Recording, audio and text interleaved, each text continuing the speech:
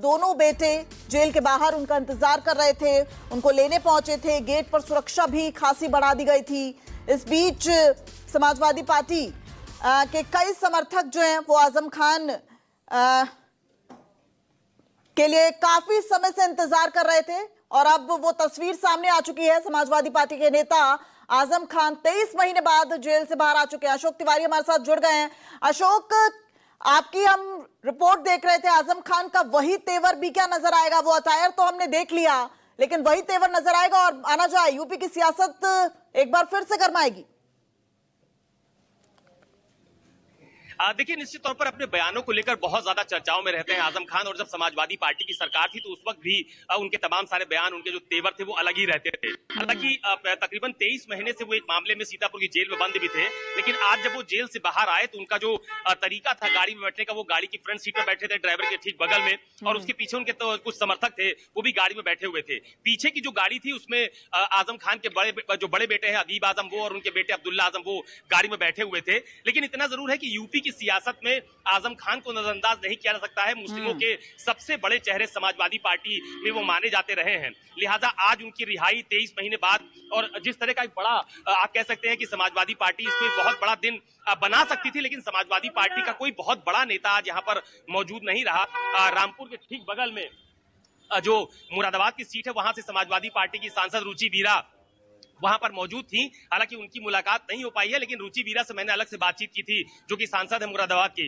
उन्होंने ये कहा था कि कई बार उन्होंने जेल में आजम खान से मुलाकात की, उनके परिवार वालों से भी मिलती रहती थी। तो इतना जरूर है कि आजम खान की रिहाई को समाजवादी पार्टी किस तरह से देखती है, चूंकि अभी तक ना तो पार्टी के किसी बड़े नेता का कोई ट्वीट आया है या कोई बयान आया है। और मुझे लगता है कि अभी थोड़ी देर बाद जब समाजवादी पार्टी इस मामले पर अपना अधिकृत बयान जारी करेगी, तो उसके बाद जो एक सियासी संशय वाली बात है, जो बार बार कही जाती है कि अब अगला कदम क्या होगा, क्या करेंगे आजम खान, समाजवादी पार्टी में बने रहेंगे, क्योंकि बीच बीच में उनके दूसरे दलों के नेताओं से मुलाकात की खबरें भी आती हैं। तो ये इसके लिए थोड़ा सा भी इंतजार करना पड़ेगा कि यूपी की सियासत में खासतौर पर समाजवादी पार्टी के सबसे बड़े मुस्लिम चेहरे के तौर पर पश्चिमी उत्तर प्रदेश में सियासी करवट किस तरफ जाती है और क्या कुछ रुख होता है आजम खान और उनके समर्थकों का। क्योंकि सबसे महत्वपूर्ण बात यह है कि पिछले कई वर्षों में पश्चिमी यूपी में समाजवादी पार्टी ने कई सारे नए चेहरे भी स्टैब्लिश किए हैं, लेकिन आजम खान बहुत पुराने नेता हैं।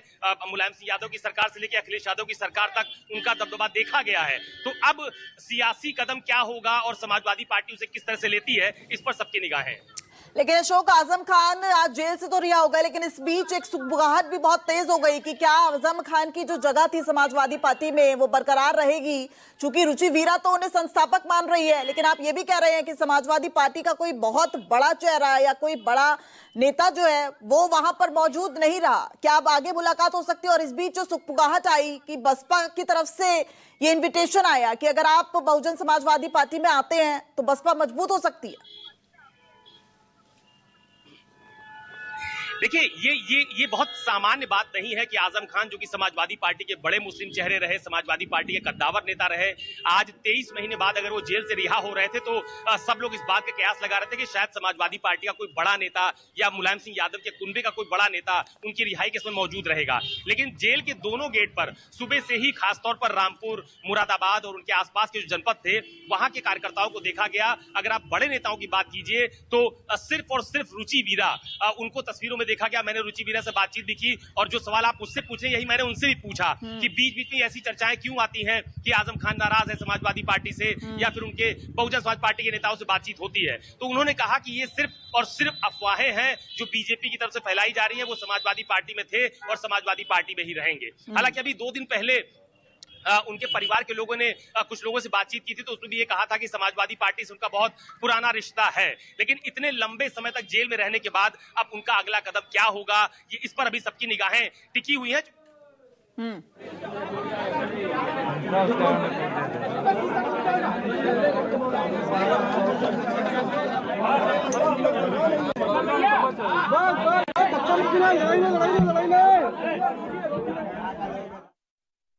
होगा, इस पर अभी उनकी प्रतिक्रिया आना बाकी है। ठीक है अशोक, तो प्रतिक्रिया आनी तो बाकी है, लेकिन अब आजम खान का अगला कदम क्या हो सकता है? अभी वो सीधा आप कहाँ जा रहे हैं? क्योंकि अगर उनके घर की बात की जाए तो वहां पर तो बहुत सन्नाटा पसरा नजर आ रहा है। क्या ऐसा माना जाए कि जो सपा के मुखिया हैं उनसे मुलाकात हो सकती है? इस बीच शिवपाल यादव का भी एक बयान सामने आया है। उन्होंने कहा है कि आजम खान के साथ जो भी हुआ बहुत गलत हुआ, गलत धाराएं उनके साथ लगाई गई। यानी इस वक्त तो लग रहा है कि ऑल इज वेल। देखिए, निश्चित तौर पर सबसे महत्वपूर्ण बात यह है कि समाजवादी पार्टी में वो अभी भी राष्ट्रीय महासचिव की भूमिका में है। पार्टी में उनको रखा गया है और आपको ध्यान होगा कि अभी कुछ दिन पहले जब समाजवादी पार्टी की तरफ से एक गाना रिलीज किया गया उनके एसपी टीवी यूट्यूब चैनल पर, तो उसमें तमाम सारी योजनाओं को भी दिखाया गया समाजवादी पार्टी, और उसमें अखिलेश यादव और आजम खान की तस्वीरें, उनके वीडियो को भी शेयर किया गया। तो समाजवादी पार्टी अपने हैंड से ये मैसेज देने में पीछे नहीं है कि वो पार्टी के पुराने नेता हैं और पार्टी के जो तमाम सारे बड़े निर्णय होते थे उसमें उनकी भूमिका रही है। तो अभी वो समाजवादी पार्टी में है और समाजवादी पार्टी में बने रहेंगे जब तक कि खुद उनकी तरफ से या उनके परिवार वालों की तरफ से कोई अधिकृत बयान सामने नहीं आ जाता है।